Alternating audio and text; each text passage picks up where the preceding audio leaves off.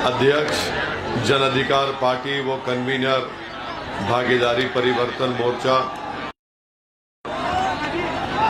मोहतरम जनाब शौकत अली साहब, अध्यक्ष उत्तर प्रदेश मजलिस इत्तेहादुल मुस्लिमीन,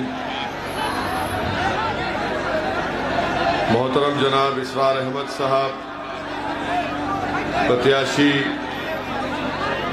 प्रतापगढ़ विधानसभा, जनाब मुजम्मिल हुसैन साहब, प्रत्याशी पट्टी विधानसभा, जिनका निशान गैस का सिलेंडर है, और इसरार अहमद साहब का पतंग का निशान है। मंच पर बैठे हुए तमाम मजलिस के और जन अधिकार पार्टी के जिम्मेदारान, मेरे इज्जतदार माँ और बहनों, बुजुर्गों और गयूर नौजवान साथियों, आप तमाम का बेहद शुक्रिया कि आपने अपना कीमती वक्त निकालकर आज के इस मीटिंग में शिरकत की।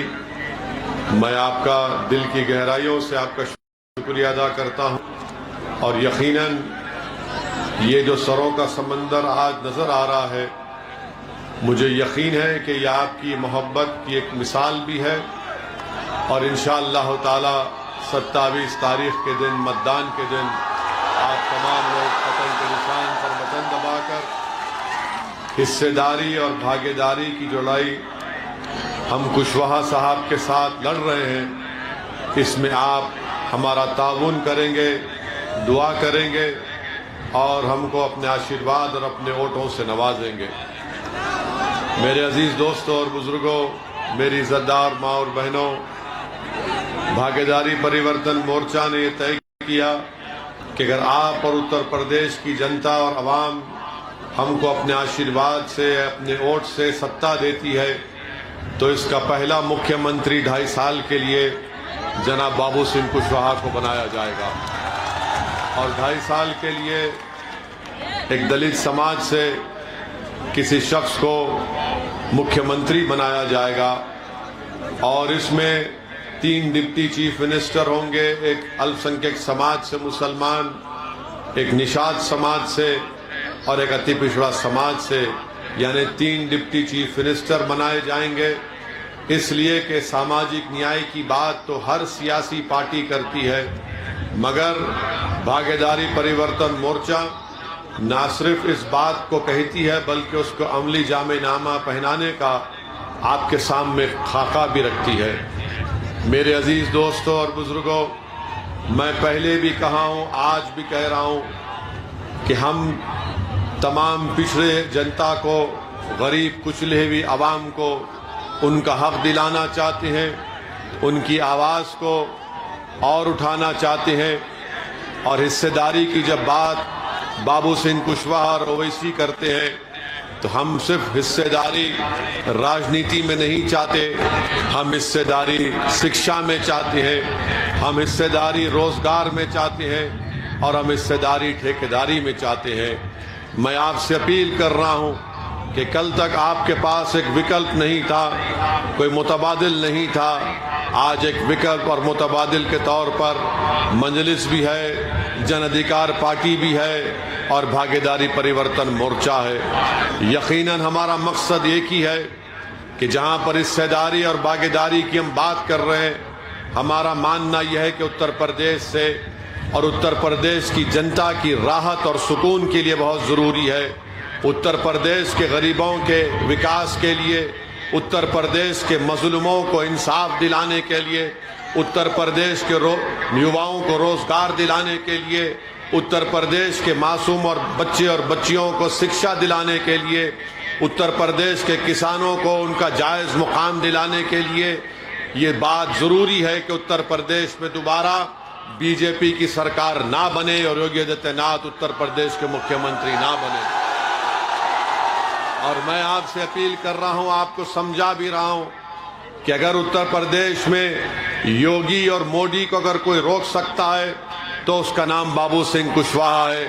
आप मजलिस के हक में और भागीदारी परिवर्तन मोर्चा के हक में अपने वोट का इस्तेमाल करिए ताकि हम इस प्रदेश को बीजेपी जैसी नाकारा सरकार से छुटकारा दिला सके, यहाँ पर एक नए दौर का आगाज कर सके।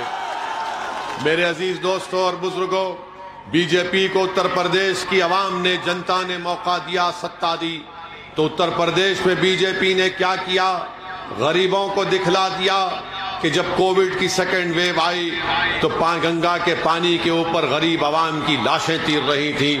बीजेपी ने दिखा दिया गरीबों को, न ऑक्सीजन दिया, न दवाएं दी, बल्कि अंतिम संस्कार करने के लिए लकड़ियां नहीं मिली या जमीन नहीं मिली दफनाने के लिए, तो गरीब और मजलूम और पिछड़ी जनता ने नदी के किनारे अपने बाप, अपने बेटे को, अपने पति को, अपने औलाद को दफना दिया। तो दुनिया ने देखा कि बीजेपी की सरकार कितनी नाकारा थी कि कुत्ते उन लाशों को नोच नोच कर खा रहे थे। मैं उत्तर प्रदेश की जनता को याद दिलाना चाहता हूं, जो सरकार तुम्हारे बाप, तुम्हारे पति और तुम्हारे भाई का अंतिम संस्कार करने का इंतजाम नहीं कर सकी, वो तुम्हारी वोट की हकदार नहीं है। जो जिंदों का साथ नहीं दे सकी और जो मरने वालों को भी इज्जत नहीं दे सकी, वो आपके वोट की हकदार नहीं है। इसीलिए मेरे अजीज दोस्तों और बुजुर्गों, मेरी इज्जतदार माँ और बहनों, मैं आपसे अपील कर रहा हूं कि उत्तर प्रदेश में एक नए दौर के आगाज के लिए, जिसमें इंसाफ सबको मिलेगा, जिसमें हिस्सेदारी सबको मिलेगी। अगर समाजवाद वोट लेती है समाजवाद के नाम पर सपा, तो आपने देखा कि जब मुलायम सिंह मुख्यमंत्री थे या अखिलेश को आपने मौका दिया तो समाजवाद के नाम पर उन्होंने सिर्फ परिवारवाद को फरोग दिया।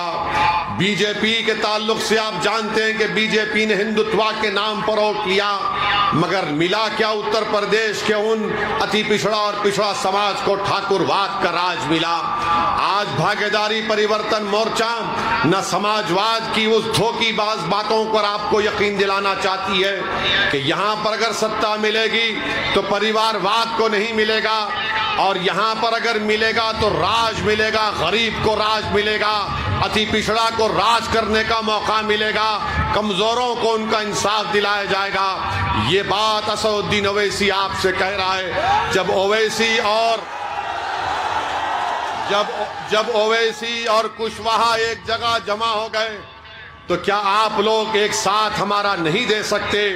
जब दो कमजोर लोग आज मिलकर आपकी लड़ाई लड़ रहे हैं, और ओवैसी उत्तर प्रदेश को इसलिए नहीं आया कि मैं अपनी मकबूलियत में या अपनी तारीफ में नारे लगवाने के लिए, बल्कि रब्बे करीम मेरे दिल का हाल जानता है कि मैं इसलिए आया हूं, आता रहूंगा कि आपकी सफों से आपका नेता बनाऊंगा। इंशाअल्लाह ताला अल्लाह बनाएगा उसको। और हम आपसे कहना चाह रहे हैं कि आपने 35-40 साल डर की बुनियाद पर वोट दिया सपा को, बसपा को, कांग्रेस को। आज ओवैसी और कुशवाहा आपसे अपील कर रहे हैं कि डर की बुनियाद पर नहीं, बल्कि पूरे एतमाद और इत्मीनान के साथ और उम्मीद के ऊपर आप मंजलिस का और भागीदारी परिवर्तन मोर्चा का साथ दीजिए। हम आपको डरा रहे नहीं है, हम आपको इत्मीनान दिला रहे हैं, हम आपको खौफ नहीं दिला रहे, हम आपको उम्मीद दिला रहे हैं कि उम्मीद पर दुनिया कायम है। अगर आप एक होकर अपने वोट का इस्तेमाल करेंगे तो कोई ताज्जुब की बात नहीं है कि प्रतापगढ़ से इंशाअल्लाह ताला इसरार अहमद आपका नया विधायक बनकर उत्तर प्रदेश की विधानसभा में जाए। मेरे अजीज दोस्तों, बुजुर्गों, आज आप देखते हैं कि बीजेपी में अफरा तफरी की कैफियत है। एक 2019 में बाई इलेक्शन हुआ, जो आज वो प्रत्याशी नहीं है, किसी और को प्रत्याशी बनाया गया। फिर बीजेपी ने सीट अपना दल को दी, तो बेटी ने कहा कि मां सामने आ गई, मैं इलेक्शन नहीं लड़ूंगी, तो बीजेपी के पास सीट चले गई। जब एक बेटी अपने मां के खिलाफ अपना प्रत्याशी नहीं खड़ा कर सकती, तो प्रतापगढ़ के गयूर अवाम, क्या आप एक होकर यहां से इसरार अहमद को कामयाब नहीं कर सकते? क्या इसरार अहमद आपका भाई नहीं है? क्या इसरार अहमद में आपको अपना बाप की मोहब्बत और शफकत नजर नहीं आती? जब बीजेपी की अपना दल अपना प्रत्याशी को वापस ले लेती है कि मां के सामने नहीं खड़े होंगी, तो बताओ क्या ओवैसी गैर हो गया तुम्हारे लिए? क्या कुशवाहा तुम्हारे लिए गैर हो गया? अरे हम तो आपके लिए लड़ रहे हैं, और इंशाअल्लाह जरूरत पड़ेगी तो हम मर मिटने के भी लिए तैयार हैं आपके लिए। और याद रखो मेरी इस बात को, असदुद्दीन ओवैसी की जान की कीमत नहीं है। असदुद्दीन ओवैसी जब तक जिंदा रहेगा इंशाअल्लाह ताला गरीब और मजलूम अवाम के इंसाफ की लड़ाई लड़ता रहेगा। और शायद इसीलिए कि हम सच्चाई और हक को कामयाब करना चाहते हैं, ये बातिल ताकतें हमारी गाड़ी पर गोलियां चलाएं। और शायद इसीलिए ये जानते हैं कि ओवैसी और कुशवाहा मिल गए तो उत्तर प्रदेश में एक इनकलाब बर्पा होने जा रहा है। इसीलिए हमारी आवाज को दबाने के लिए, हमारी जान लेने के लिए इन जालिमों ने, इन बुज़दिलों ने हमारी गाड़ी पर 4-4 गोलियां चलाई। मगर हम इन गोली चलाने वालों को मैं कह रहा हूं, इनके पीछे जो उनके माई बाप है उनको कह रहा हूं, जो दिमाग कार फरमा उनसे कह रहा हूं, याद रखो मेरा नाम असदुद्दीन है, मैं बुज़दिल नहीं था, ना कभी रहूंगा। अल्लाह जब तक हमको जिंदा रखेगा जिंदा रखेंगे। और सुनो बुज़दिलो, असदुद्दीन ओवैसी ने अल्लाह के करम से, अपने बुजुर्गों की दुआओं से, मैंने बातिल ताकतों के तूफान में चिराग जलाने का हुनर सीख लिया हूं और चिराग जलेगा इंशाअल्लाह ताला। अरे हम मिटने आए जमीन में, मिटेंगे। अरे जब हम जमीन पर आए तो इसी जमीन के एक दिन ग़िज़ा बनेंगे। मगर सुन लो जालिमों, जब तक अल्लाह जिंदा रखेगा बेबाकी के साथ और बगैर खौफ खाए हम सच्चाई को बयान करते रहेंगे। दुश्मन चाहे कोई इख्तिदार की कुर्सी पर बैठने वाला जालिम हो, हम इख्तिदार की कुर्सियों पर बैठने वालों से नहीं डरते, हम जमीन और आसमान के खालिक से डरते हैं। हम किसी देश के प्रधानमंत्री से या मुख्यमंत्री से या अखिलेश से नहीं डरते, हम मखलूक से नहीं डरते, हम खालिक से डरते हैं। और यही चीज उनको पसंद नहीं आती कि आखिर कौन है ये लोग कि हम गोलियां चला रहे हैं और ये पार्लियामेंट में खड़े होकर कह रहा है कि मैं ठुकराता हूं, मुझे सिक्योरिटी नहीं चाहिए, मुझे जेड कैटेगरी नहीं चाहिए, मुझे बराबरी के शहरी का हकूक दो। जब मैं ये बात किया तो सब लोग ताज्जुब किए।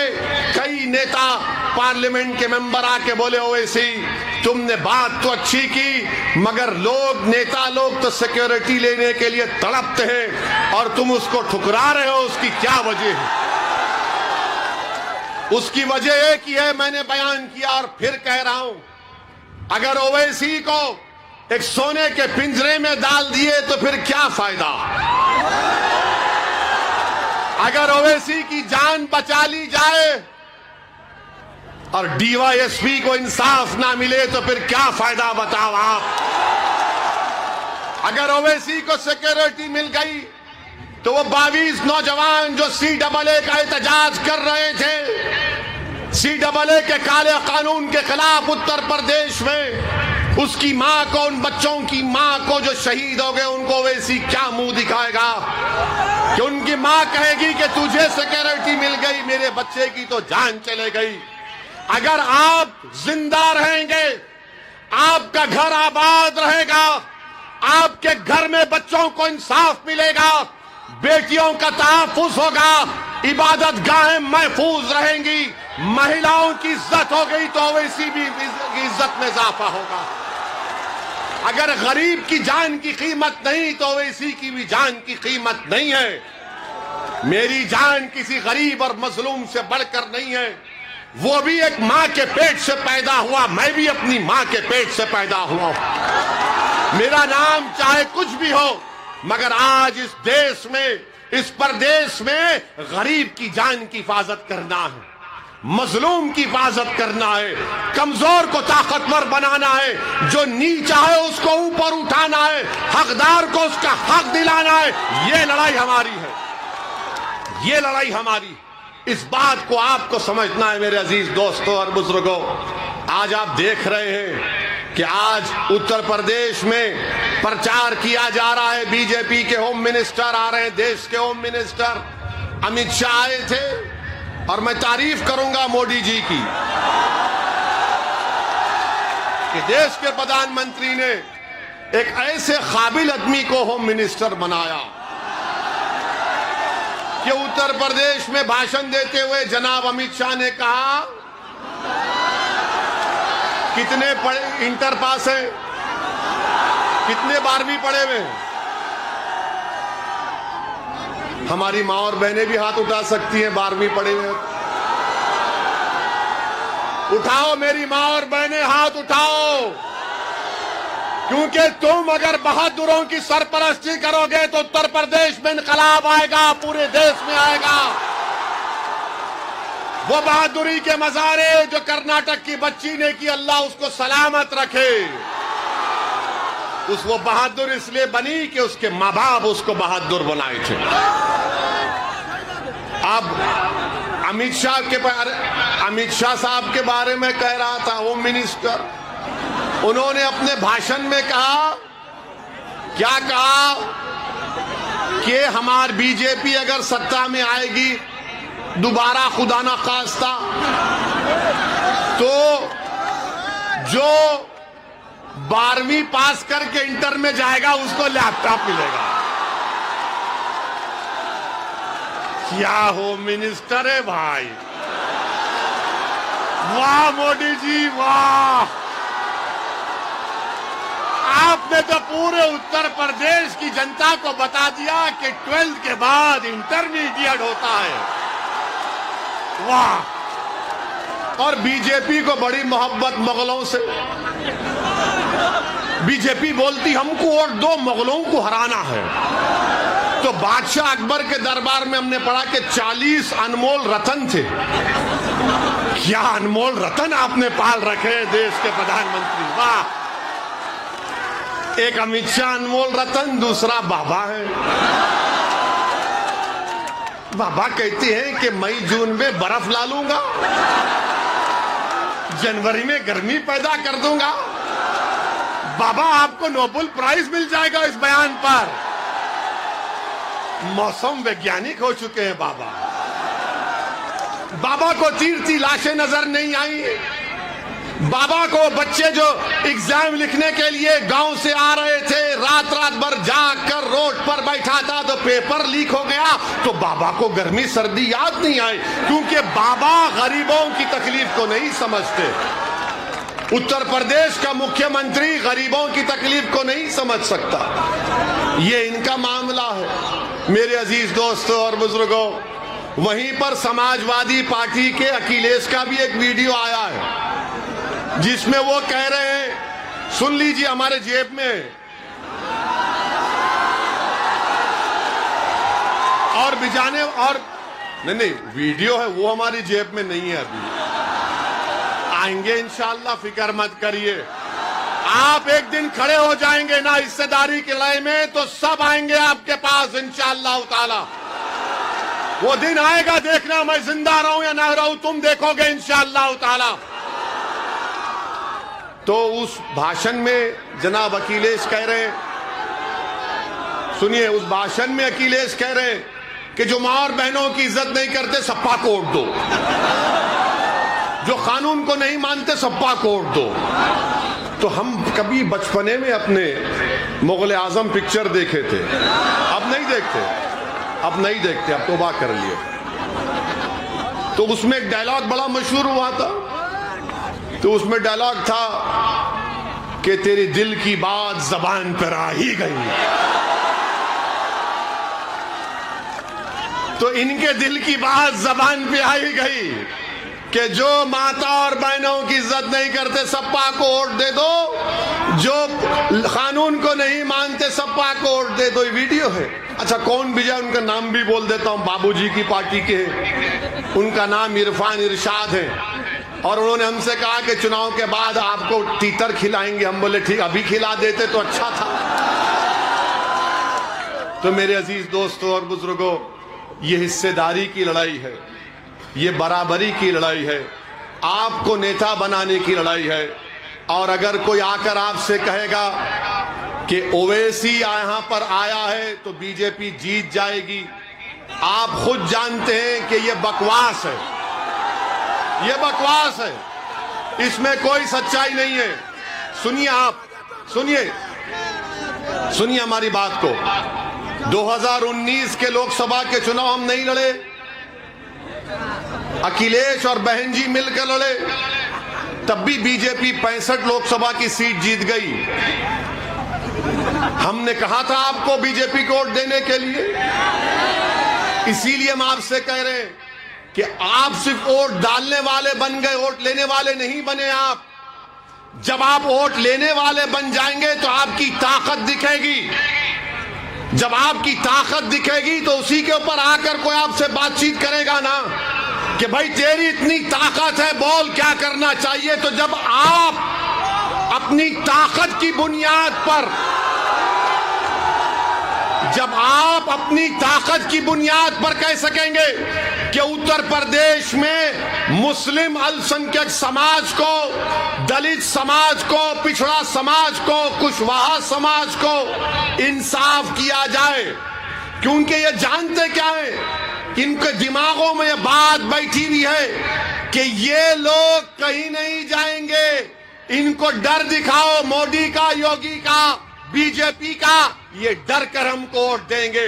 ओवैसी आपसे कह रहा है कि डर की बुनियाद पर नहीं, उम्मीद की बुनियाद पर, खौफ की बुनियाद पर नहीं, खौफ की बुनियाद पर नहीं। अगर आपकी ताकत दिखाई देगी, और ताकत सिर्फ नारों से ताकत नजर नहीं आती, ताकत सिर्फ जज्बाती तकारीर से नजर नहीं आती, ताकत सिर्फ 1000 10,000 का मजमा जमा करने से दिखाई नहीं देती। जमहूरियत में, लोकतंत्र में ताकत वोट है। जब वोट की ताकत नजर आएगी तो सपा, बसपा, बीजेपी सब बोलेंगी कि अब इनसे पंगा लेना महंगा पड़ेगा। और आप इस बात को समझिए, मेरी इस बात को, अगर आप ये समझ रहे हैं कि बाज लोग आकर जो दिल्ली और लखनऊ में बैठकर आपके वोटों का सौदा करते हैं, मैं उनसे भी कहना चाह रहा हूं कि अब तुम्हारी दुकानें बंद होंगी, तुम अब तिजारत नहीं करोगे हमारे जज्बात पर, तुम हमारे वोटों की तिजारत करते हो अपनी जाती मफाद के लिए। अब एक बेदारी की लहर पैदा हो चुकी है उत्तर प्रदेश में, और वो बेदारी की लहर ये होनी चाहिए कि आप इसको वोट में तब्दील करें। और मंजलिस के मुखालिफिन, भागीदारी परिवर्तन मोर्चा के मुखालिफिन कहते हैं ओवैसी के जनसभा में भीड़ तो मन कराती है, मगर क्या वोट में तब्दील होगा? क्या वोट में तब्दील होगा? क्या वोट में तब्दील होगा? क्या वोट में तब्दील होगा? अगर वोट में तब्दील होने का आप हमसे वादा कर रहे हैं तो कहीं 27 तारीख को भूल नहीं जाना। ऐसा नहीं है कि नहीं यार जज्बात में नारा लगा दिया था। ये ओवैसी का भड़का भाषण दिल को छू लेता है। मेरे दोस्तों, मैं अगर अपनी जबान को चलाता हूं तो मैं आपसे वाहवाह हासिल करने के लिए नहीं चला रहा हूं। मैं आपको एक पैगाम दे रहा हूं, फिक्र दे रहा हूं। उस फिक्र जो दे रहा हूं, जो पैगाम हमने और बाबू सिंह साहब ने दिया, उस पर गौर करिए, उस पर सोचिए। आप सोचिए क्या कि इनकी बातों में सच्चाई है। अगर सच्चाई है तो साथ दो आप हमारा, वरना याद रखो बीजेपी को अगर कोई रोक सकता है, मैं फिर से कह रहा हूं बाबू सिंह कुशवाहा, ये बबुआ से नहीं होगा, इनसे नहीं होगा। ये खाली आराम पसंद आदमी है, लड़ना जानते नहीं है। हम लड़ना जानते हैं। और एक तरफा मोहब्बत कब तक करेंगे आप सपा बसपा से एक तरफा मोहब्बत कब तक करेंगे? क्या आपने कभी जिंदगी में इश्क किया, मोहब्बत की? एक तरफा होती है। मैं इंसान की मोहब्बत की बात नहीं कर रहा हूं,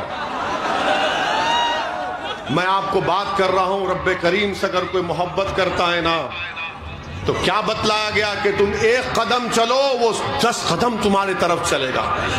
मगर यहां पर क्या है, नहीं नहीं एक तरफा मोहब्बत, सपा या बसपा। ओवैसी है, अच्छा बोलता है, अभी टाइम है। टाइम मेरे पास भी नहीं है, आपके पास भी नहीं है। अपना टाइम अभी है इंशाअल्लाह ताला। यही हमारा टाइम है, यही हमारा टाइम है। याद रखो, जो लोग इस तरह की बात कर रहे हैं, मैं उनसे कह रहा हूं मैं नौजवानों से अपील कर रहा हूं कि अपने बुजुर्गों को समझाओ कि जब 5 साल के बाद एक बच्चा और बच्ची आज 15 साल की है, कल 20 साल की जब हो जाएगी, तो आप वो बच्चा और बच्ची जब आपसे पूछेंगे, बताओ अब्बू मेरे शिक्षा का इंतजाम क्यों नहीं किया, वो बच्चा कहेगा कि मेरे रोजगार का इंतजाम क्यों नहीं किया, तो क्या आप उनसे कहेंगे भाग सपा को बसपा को वोट देना है, बस यही काम है? नहीं कह सकते आप। आज ये बेदारी जो इन बच्चों में पैदा हो रही है, याद रखो आप, इन बच्चों में जो बेदारी पैदा हो गई, उनको अपनी मंजिल आसमानों में नजर आ रही है। वो ख्वाबी रूह जब बेदार होती है जवानों में, उनको नजर आती है अपनी मंजिल आसमानों में। वो ख्वाबी रूह को बेदार करना है, वो ख्वाबी रूह को आपको बेदार करना है। हमेशा हम तो डर डर कर वोट दिए ना, हमने हमेशा सेकुलरिज्म का साथ दिया, मगर आपको क्या मिला? आपको यह मिला कि सबसे कम ग्रेजुएट 3%, सबसे ज्यादा स्कूल के बाहर हम, सबसे कम पढ़े लिखे हम, सबसे गरीब हम, सबसे ज्यादा बेरोजगार हम, सबसे कम 2 एकड़ जमीन रखने वाले आप। उसके बावजूद भी अगर कोई आपसे आकर कहेगा कि दे दो भीख हमको, तो उनसे पूछो मुझे क्या मिलेगा? मैं कोई जन्नत का तुमसे वादा नहीं कर रहा हूं, खुदा ना खास्ता। मैं आसमान से तारे तोड़कर लाने का तुमसे वादा मैं बाबू सिंह नहीं कर रहे। मैं चांद से मट्टी लाने का तुमसे वादा नहीं कर रहा हूं। हम सिर्फ यही कह रहे, ये जमीन तुम्हारी है, इस जमीन पर हम इंसानों की तरह रहते तो बराबरी मिले, हिस्सेदारी मिले, यही हमारी लड़ाई है। इसीलिए आपसे अपील कर रहे हैं कि 27 तारीख के दिन आप तमाम लोग ना सिर्फ प्रतापगढ़ बल्कि पूरे जितने भी अभी फेजेस बाकी हैं, 4थे, 5वें, 6ठे और 7वें, जहां तक हमारी बात पहुंच रही है, और मैं अल्लाह से भी दुआ करता हूं, रब्बे करीम मैं कमजोर हूं, मेरी आवाज को पहुंचाना तेरा काम है, दिलों को मोड़ना तेरा काम है, मेरे बस की बात नहीं है। मेरे अजीज दोस्तों, बुजुर्गों, हिम्मत और हौसले को बुलंद रखो और अपना एक एक वोट जहां पर मजलिस का प्रत्याशी है, पतंग के निशान पर बटन दबाइए। जहां पर जन अधिकार पार्टी के प्रत्याशी हैं, गैस के सिलेंडर पर बटन दबाइए। हिस्सेदारी की लड़ाई है, हिस्सेदारी की लड़ाई में अपना हिस्सा अदा करिए। आपका बेहद शुक्रिया। और 27 तारीख के दिन क्या होगा, क्या होगा? बस इंशाअल्लाह। अस्सलाम वालेकुम।